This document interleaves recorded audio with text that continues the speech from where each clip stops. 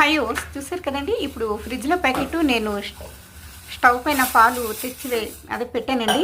కాస్త వాటర్ కూడా యాడ్ చేశాను. అంటే బాగా చిక్కగా ఉంటే ఇరిగిపోవచ్చు అన్న కాన్సెప్ట్ అదే భావం మనలో ఉంటుంది. అందువల్ల కాస్త వాటర్ యూజ్ చేశానండి. ఇరిగిపోయిన పాలతో చేసిన టీ అండి. ఫ్రెష్ మిల్క్తో చేస్తే ఎలా ఉంటుందో అలానే ఉంది టీ. చూసారు కదండి.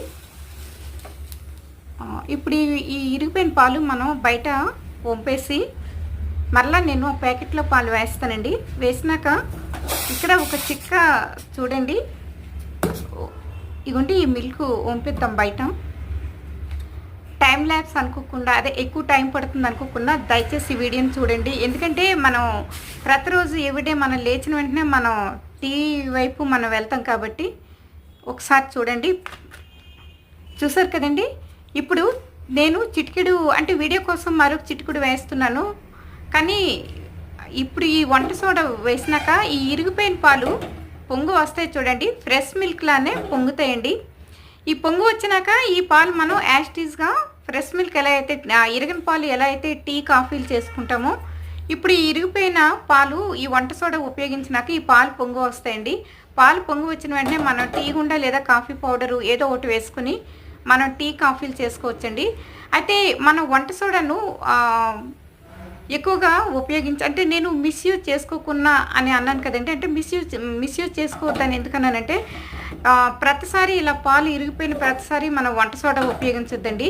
ఎప్పుడైనా ఇన్ కేస్ మనకు మిల్క్ అందుబాటులో లేనప్పుడు ఈ ఇరిగిపోయిన ఫ్రిడ్జ్లో ప్యాకెట్ ఏమైనా ఇరిగిపోయినట్లుంటే ఇరిగిపోయినాకైనా ఈ వంట సోడా మనం చిటికెడు వేసుకొని స్పూన్తో లేదా గరిటతో బాగా కలపాలండి. పాలు ఇరిగిపోయిన పాలు బాగా కలిపినాక అప్పుడు స్టవ్ పై పెట్టి మనం కాస్త వాటర్ యాడ్ చేసుకొని మరిగించుకుంటే ఈ పాలు ఫ్రెష్ మిల్క్లానే ఉంటాయండి.